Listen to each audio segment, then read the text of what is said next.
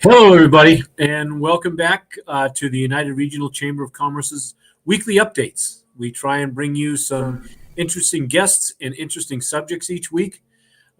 This week, my guest is Mr. Dave LaSalle, owner and operator of School of Rock. One of his locations is in South Attleboro, down on Washington Street. And Dave has brought a phenomenal organization to our community that helps out hundreds and hundreds of kids. And there's some adults that go in there too. So, Dave LaSalle, welcome to the show. Thanks, Jack. Tell us a little bit about Dave before we get going. I spent about 25 years in the medical device industry, and that was where I basically had my professional career. But I've always been playing music since I was a young child. I started playing professionally when I was about 12 years old. My older brothers had a very popular cover band, so we played together for a number of years. And that's really where I cut my chops musically. But then ultimately went to college and took on a professional career. School of Rock I just kind of 6 years ago, I decided to just make a change in what I was doing and kind of get back to my musical roots. So School of Rock ended up being a perfect mix for me because it provides me the ability to kind of build a business because I have an entrepreneurial background, but allows me to couple together my musical skills, and I also love working with kids. So for me, it was the ultimate experience to do it at this point in my life that put all the elements that I'm passionate about and put it all together in one project. Well, what made you choose School of Rock, and what makes School of Rock a little different from some of the other educational providers in the area?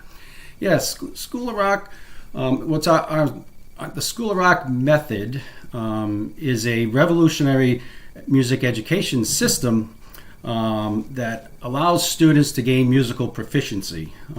It's made up of four basic components: our song first approach, our method books, our method app, and then ultimately the performance the kids put on at the end of the teaching experience. Just breaking those down into a little more detail, our song first approach, what we do is we teach technique and theory through dissecting actual songs. If you call up a simple AC/DC song, you would be able to find a Mixolydian scale in that song. If you wanted to teach the Purdy Shuffle on drums, you could call up a Steely Dan song. And basically, so we deconstruct the songs to actually demonstrate the musical concepts, the musical theory, while kids are gaining proficiency on their instrument. So the song first approach it gets them playing music right away. So it keeps them really engaged. So that's our first step. Then our method books are the teaching tool that the student and the teacher use as a guide to basically point them to the right songs. So if it'll be teaching whatever principle they're going over that day, it'll give them examples on where to find that in our musical library. Now the method app is the third piece, which is our newest piece to the method. And it's an app, an interactive app that the kids download onto their phone or their tablet or whatever device they have, and it allows them to do exercises. The method app is really what makes practicing at home fun. It gives the student an opportunity to do all the exercises that are assigned to them, and then it's also interactive because while they're doing those exercises, they can record themselves singing or playing their guitar, record it right into their phone, and then it's going to give them a score. It's going to measure their accuracy on how well they're playing the notes. It's going to measure the tempo that they're doing. So it's a really nice interactive tool, and it's really cool. But then there's also backing tracks that are provided with some of our exercises and some of the songs. And along with that, the students can then pull up transcriptions of various music. We have a whole library of songs with all the copyrights are all cleared. So the student can then dive into those resources and do it in a way that's really effective. I was just going to say the final fourth piece is the performance. Ultimately, at the end of our season, all of our students are making it up on a stage. So we take students from the lesson room all the way to the stage. So at the end of the 4-month process, we'll take them to a major venue in the community. We've gone to the Met in Pawtucket. We've used FET Music Hall in Providence. And the kids will have professional sound, professional lighting, and they'll get up and do their performance in front of 200 or 300 people. So they get the real rock concert experience. All along the way, they're gaining musical proficiency on their instrument, which is really important. Well, I had the opportunity, and I ran into you a week or so ago at the Attleboro Farmers Market.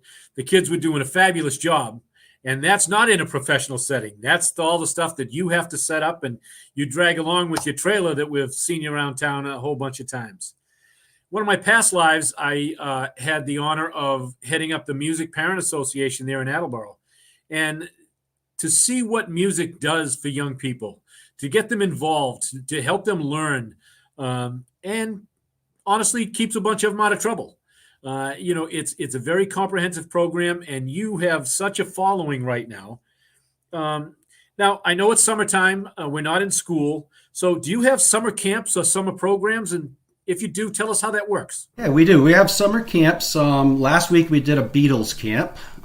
This week we're doing a rookies camp, which is the 4 or 5-year-olds. The Beatles camp, the way that works, it's usually our younger teenagers that'll get involved, and it's a 5-day program. They come in at 9 in the morning and they leave at 3 each day. And in the morning, we'll have some sort of interactive exercise. Last week, we taught the students all about the Beatles. We gave them all kinds of background and history of the Beatles. And then by mid-morning, it leads into learning some of the songs and giving them lessons on their instruments. And by the afternoon, we're doing a group rehearsal, so the kids are getting together and putting the band together.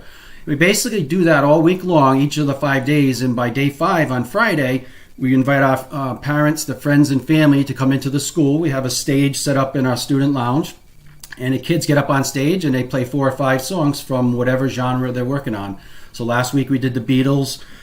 This week it's our rookies class, so it's only 3 hours. The rookies class goes from 9 to 12, and that's for the younger 4, 5, 6-year-olds, where we start teaching them the basics on, what drums are like. They get to play on keyboards. So they're basically experimenting on all the different instruments. And then we have a bunch of musical exercises that teaches them basic things about, genres and things like that. So coming up later in the summer, we do have more camps. We do have some spots that are available. We have a classic rock rewind coming up in August. Next week, we're actually doing a Rock 101 beginner performance class. So if you have a student between the ages of 9 and 16 that is a beginner on an instrument, this is the ideal camp because it's all beginners, and we're teaching them everything right from ground up on how to get started on their instruments. So it's a great starter course. But then later in August, we're going to have the more experienced camps for rock, our classic rock rewind, and our 21st century rock camp as well. So we got a pretty full schedule coming up. There are openings for our camps. All you have to do is go onto our website, and you can sign up for one of our camps online. Well, I know that we've all been through the crazy time in the last 18, 20 months. Did you have virtual lessons, and do you still have those? Yeah, the pandemic was really difficult, as you know, for all businesses and just society in general. When it hit, we shut down for 1 week, and within a week we had all of our lessons and rehearsals were being done virtually. So we ended up, each school in our franchise had 10 Zoom rooms that we used throughout the day. So we quickly got re-engaged with our students and kept them going musically. So it was a real effective way to keep things going. But we also, during that time frame, it was really important for us to just stay connected with the parents. So we had all kinds of social gatherings on weekends. We did music trivia exercises for our families.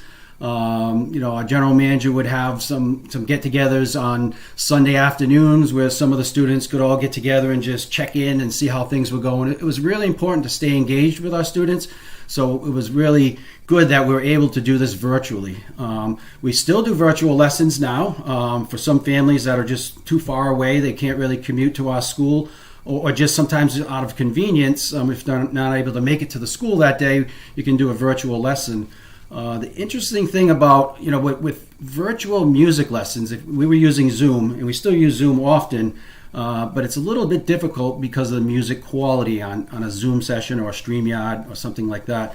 However, School of Rock has developed this new live jam technology, which is low latency, really high quality sound. So we just introduced that. I'm actually one of 10 schools that are piloting this new technology, and we're going to be doing a full out launch later this year. But it really takes doing online virtual lessons where you can actually, in addition to just a one-on-one lesson, you can have a whole band rehearsal with really good sound quality and really low latency. What happens on the internet with Zoom is there's all kinds of timing issues and echoes and all that sort of thing. This live jam technology takes that out of the mix and really makes it a quality experience. Well, that's great. And as you said, staying in touch with your students and your instructors is very, very important, especially during these crazy times. I see that most people are starting to come out of this. So your students are in the studio now. Yeah, in June we reopened our studio for in-person lessons, and within a month or two, we had at least 75% of our students. For the last couple of months, we're close to 95% of all of our students are in person. Initially, during the pandemic, when we reopened the school, we had really strict guidelines for safety. We had, obviously mask wearing was mandatory, but we set up physical barriers between the teacher and the student. We had really intense cleaning protocols that we kept all of our, equipment clean. Students had to do check-ins and upon arrival, sanitizing hands. But it was really successful. It helped us keep the students engaged, and we did it in a safe way. Well, speaking of equipment, tell me, what instruments do you teach on? School of Rock, we teach guitar, drums, bass, keyboards, vocals, and ukulele. Right. No wind instruments, no horn, no nothing.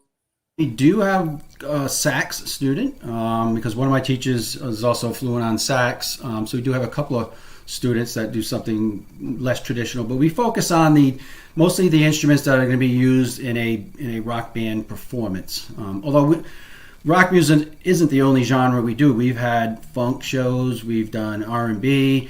So we have a really diverse set of genres that we cover. In each season, we have every night of the week we have a different type of music that we're playing. This particular season, on Monday nights, we're doing Seattle Sound, which is really cool, a little bit heavier type music.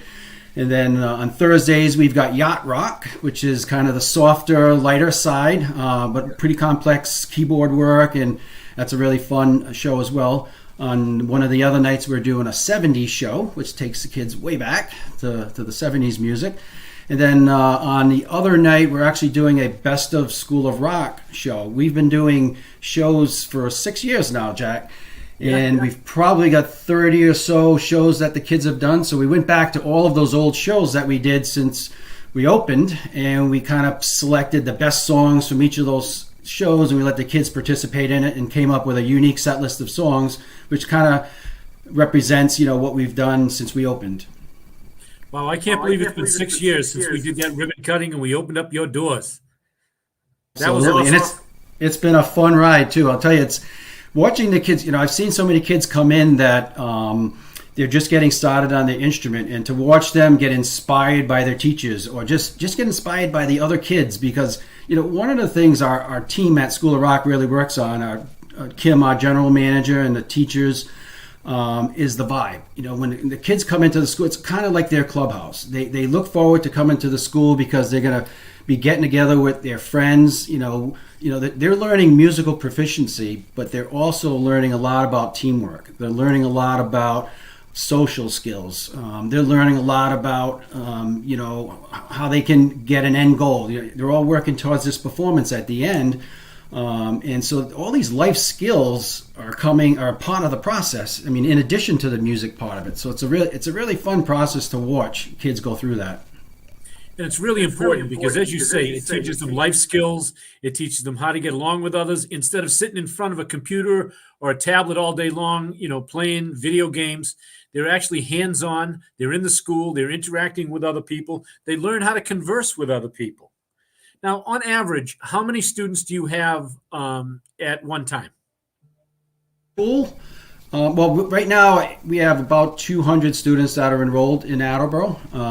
So each night of the week there'll be a rehearsal going on, usually between 5 and 7, where there's maybe 10 to 15 kids in that rehearsal. But then we have 6 or 7 other lesson rooms.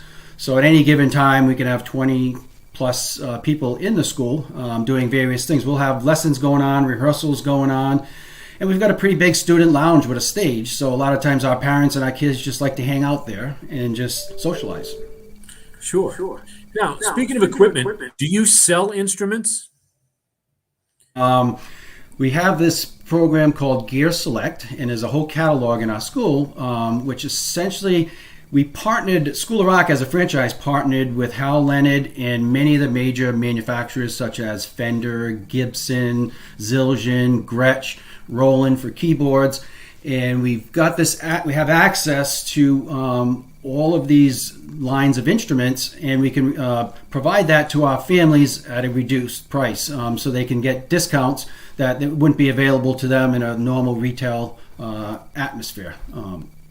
So it's so for instance, a lot of times when a mom or dad comes in with their 8-year-old who wants to get started on guitar, they really don't know where to start. And we have this real nice Fender starter kit, which in one box comes their guitar, their instrument cable, and a small practice amplifier. So it gives them all the essentials to go home that day and be able to start practicing and doing what they need to do. I like how you said that small amplifier, because as we know, as everybody, including us old folks who start music, we're all terrible. And you have to listen to that. So when there's a small amplifier that the parents can use, so the young person can be in their bedroom or they can be down in the playroom, that doesn't drive everybody else in the house out of their minds, that's pretty cool. Yeah, the drums too is another one. A lot of our parents have particularly become particularly fond of the electronic drums, the Roland V drums, because that's nice because you can then, it has a volume switch. Drums with a volume switch is something you might need in an apartment complex. Now, how many instructors do you have? Between 8 and 10 instructors. Okay. And an important question, I'm sure I already know the answer to this. Are you hiring? We're experiencing some rapid growth. When the pandemic hit us, we probably dropped about 30% of our enrollment just for various reasons. But we're back up to where we were pre-pandemic, and with the rollout of this new School of Rock teaching method, we're experiencing a lot of growth potential, and we're just entering into our what we consider our growth season when it comes to the back to school process that leads into Thanksgiving, that leads into Christmas, is really when we gain all of our new students. So we're looking to add teachers for our rookies class and all of our various instruments. Guitar teaching, vocal instruction is really important. So we like to have a good diverse group of teachers, female and male teachers, so that we can accommodate all of the different age groups. And some of our teachers actually are really gifted with working with children with special needs. We have a number of students that come in with special needs, and you'd be surprised how much, I always like to say music heals, and it really does. But watching some of the students, basically use music helping them, the special needs students, it's really a special thing sometimes.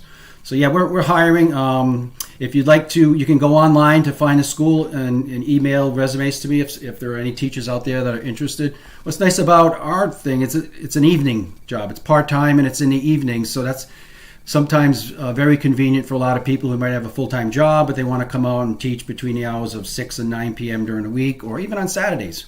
Saturdays is a good day to add another job teaching. Sure. It's a great second job, and it's such a great atmosphere. You get to meet kids, work with you, Dave, and Kim. We've had the pleasure of coming down and meeting you folks. Now, one last question, because we got to start to wrap it up a little bit. What if somebody or an organization would like the kids to come and perform? Tell us what they'd have to do. Yeah, basically we have the band that you saw, Jack, at the farmers market a couple of weeks ago. That's what we call our show team. We have all of our kids that come to our school that are in our performance classes have the opportunity to audition for the School of Rock Attleboro show team. The show team is a polished band, cover band, that goes out into the community and plays at fundraisers. They play at community events. This Friday, they're actually got hired to play a private function. So they're always getting out to the community, playing all kinds of events. That's a project that I run myself. I run the rehearsals. I basically, I'm the the roadie for the kids. I get all the gear set up for them. So if anybody's interested in hiring our kids or having our kids donate their time at a fundraiser, they just need to get in touch with me, and I can check our schedule and see if we can accommodate whatever event they have in mind. Well, awesome. Dave, thank you once again for taking your time coming on the show this week. Folks, if you have any questions, please reach out to Dave LaSalle. It is an awesome school. It is great for the kids. It's great for the big kids, too. And we appreciate you taking the time to come on the show.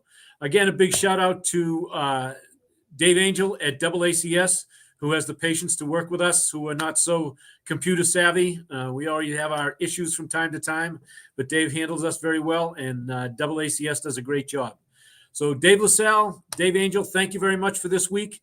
And folks, we'll see you again next week.